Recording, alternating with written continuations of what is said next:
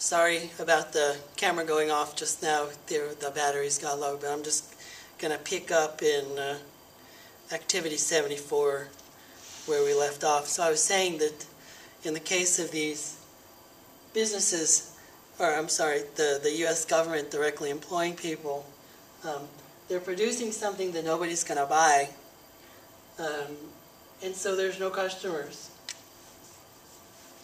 And so it's not sustainable. There's another problem here, and which is, where is the U.S. government getting the money from that they're using to pay these employees? Well, it can be taxes. They may be borrowing the money to pay the employees. In fact, they're doing both. Now, look for a moment here at a different kind of model with a private company with employees, not the government, but the way we typically do things in the U.S., with a company of some sort, whether it's Starbucks or Apple or Facebook or Google or some Amazon, some company or other that employs people, a publisher, any business you can think of. So the only way that this company can survive is to be making a product that people want. In the case of Starbucks, a cup of coffee that people like, or an ambience that people enjoy. So they have customers. And so this is sustainable. In fact, it grows as more and more people find out about the company and the product. If it's a good one, you get more customers to the point where you need to start up another location and employ even more people.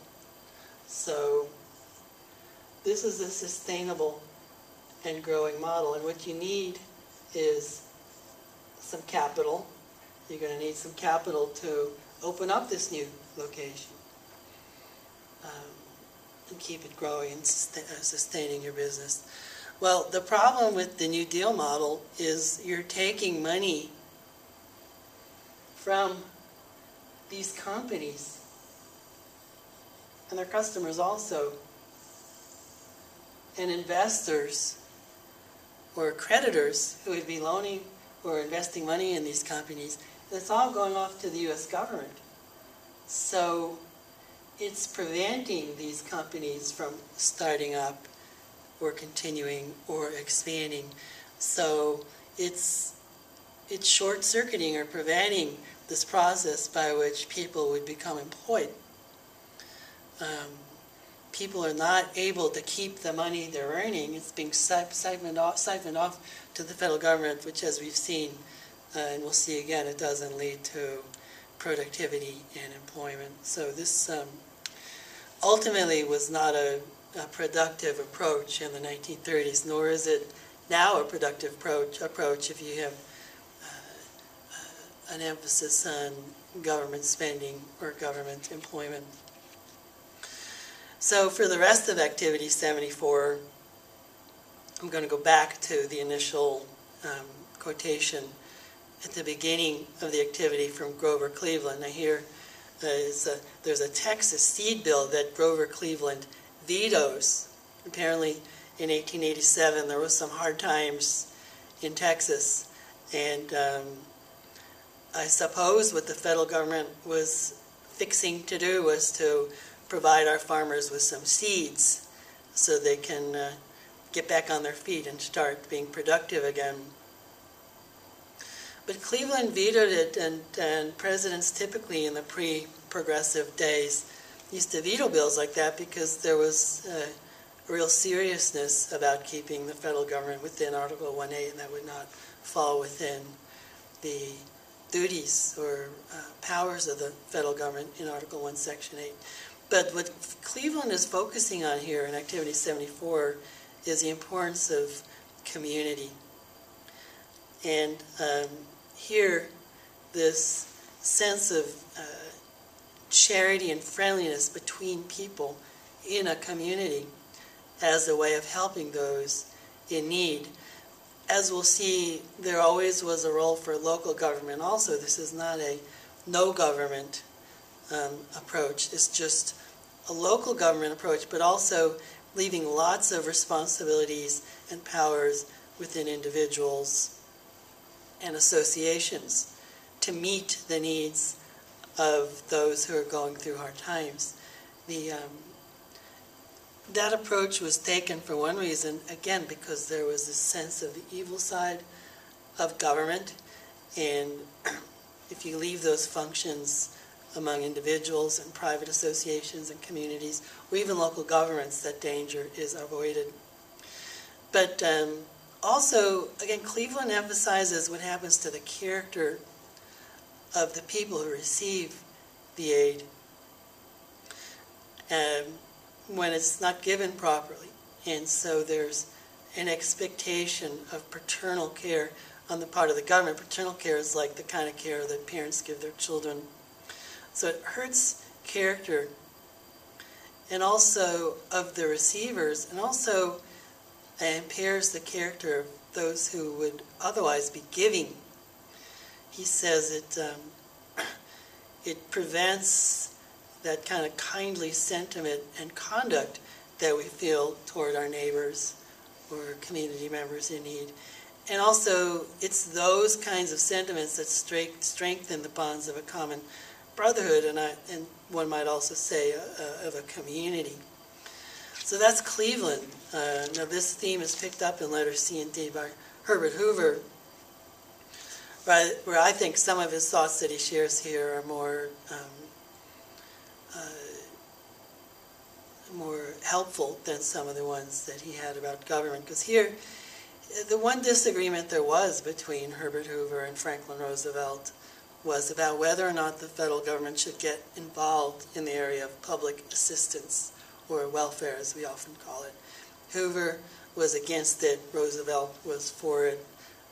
Hoover preferred, as you'll see in C and D, to focus on what I've just been talking about, the role of local government, and also of neighbors and community members to help one another. He starts out by saying in letter C, we all want people who are in need to be helped. That's not what we disagree about. The question is, how can we best help them? So to illustrate what he's saying, I'm going to use again what I sometimes call the flying V, which is these two paths of consequences. And in letter C, the path that Herbert Hoover is advocating for is a path that there's a spirit of charity and mutual self-help. Mutual self-help, I think, means we help ourselves, but then if I'm in need, my neighbor helps me. If my neighbor is in need, I help my neighbor. So you have voluntary giving on this path, and also responsibility of local government. Now this is maybe the more difficult path, the harder, more demanding path. The other path is, as he puts it, appropriations out of the federal treasury. So, federal treasury, I know I'm writing all over this board, sorry. So that means the federal government is going to do a lot of spending, spend a lot of money on programs that will get money into people's hands. And he says that that's actually not a good path to go, and the reason, he explains why in letter D. So if you take this path, what he says is, with federal appropriations, you break down a sense of responsibility, of individual generosity, of individual and mutual self-help in the country in a time of national difficulty. That's people helping one another, and local governments helping those in need. He says, if you do this, you impair something infinitely valuable in the life of the American people. What is that infinitely valuable thing? it's those things he just said. This sense that my neighbor's well-being is my responsibility, and we're going to help one another, and that's what binds us together in a community, is that we need each other, because there's no telling what life is going to bring. So we're connected because of that kind of mutual dependence on one another through private charity, private associations, and local government. But you go this route, and if when there's a time of need, we don't look to one another in our community, but to the federal government, we all look to the federal government, then that destroys the bonds that bind us together, because we don't really need each other. What it does ultimately is destroys communities, because there's no longer a community of mutual assistance and mutual need. He says that if you do that, you strike at the roots of self-government, because if the responsibility goes to the federal government, the power also must go to the federal government farther away from us, where we don't have as much input.